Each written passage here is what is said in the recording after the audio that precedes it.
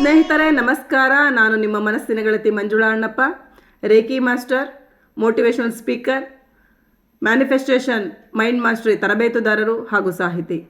ಸ್ನೇಹಿತರೆ, ನನ್ನ ಇಂದಿನ ವಿಷಯ ನಮ್ಮ ದೃಷ್ಟಿ ಹೇಗಿರಬೇಕು.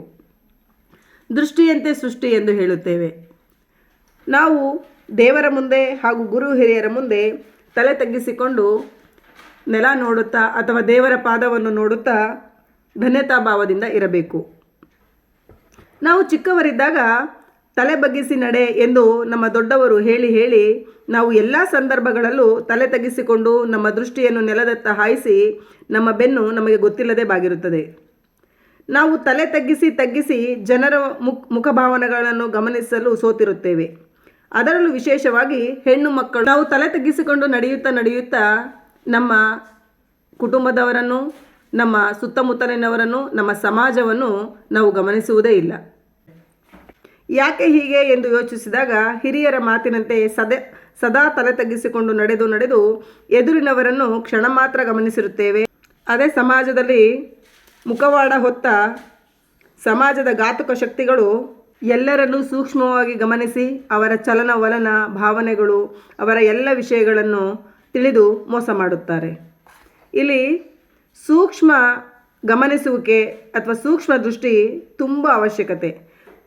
ಪ್ರತಿಯೊಂದು ಸಂದರ್ಭವನ್ನು ಸೂಕ್ಷ್ಮವಾಗಿ ಗಮನಿಸಿ, ಹಾಗೆಯೇ ನಮ್ಮ ಮಕ್ಕಳಿಗೂ ಸಹ ಸೂಕ್ಷ್ಮವಾಗಿ ಗಮನಿಸುವುದನ್ನು ಹೇಳಿಕೊಡಬೇಕಾಗಿರುವುದು ಪ್ರತಿಯೊಬ್ಬ ಪೋಷಕರ ಜವಾಬ್ದಾರಿ. ಹಾಗೆಯೇ ತಲೆ ಎತ್ತಿ ನಡೆಯುವುದು, ನಮ್ಮ ದೃಷ್ಟಿಯನ್ನು ಆಕಾಶದತ್ತ ಎತ್ತರಕ್ಕೆ ಚಾಚುವುದು ತುಂಬ ಅಗತ್ಯ. ಅದು ಆತ್ಮವಿಶ್ವಾಸವನ್ನು ಮೂಡಿಸುತ್ತದೆ. ಪದೇ ಆಕಾಶವನ್ನು ನೋಡುತ್ತಾ ಆಕಾಶ ತತ್ವ ನಮಗೆ ಅನೇಕ ಶಕ್ತಿಯನ್ನು ನೀಡುತ್ತದೆ. ವಿಶಾಲ ಮನೋಭಾವನೆ, ಆತ್ಮವಿಶ್ವಾಸ, ಜಗತ್ತನ್ನು ಗೆಲ್ಲುವ ಶಕ್ತಿಯನ್ನು ನಮಗೆ ನೀಡುತ್ತದೆ.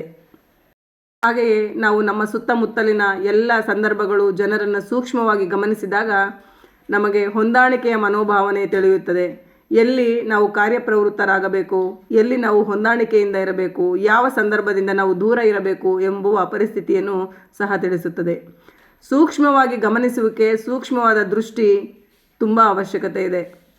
ಹಾಗೆಯೇ ಗುರು ಹಿರಿಯರಿಗೆ ತಲೆ ತಗ್ಗಿಸಿ ದೃಷ್ಟಿಯನ್ನು ಪಾದದತ್ತ ನೆಟ್ಟು ನಮಸ್ಕರಿಸುವುದು, ಹಾಗೆಯೇ ತಲೆ ಎತ್ತಿ ನಡೆಯುವುದು, ಈ ಎಲ್ಲ ಸಂದರ್ಭಗಳು ಮನುಷ್ಯನನ್ನು ಶಾಂತಿಯುತವಾಗಿ, ಸಮಾಧಾನದಿಂದ, ನೆಮ್ಮದಿಯಿಂದ ಹಾಗೂ ಅಭಿವೃದ್ಧಿಯ ಪಥದತ್ತ ಸಾಗಲು ಸಹಕರಿಸುತ್ತವೆ.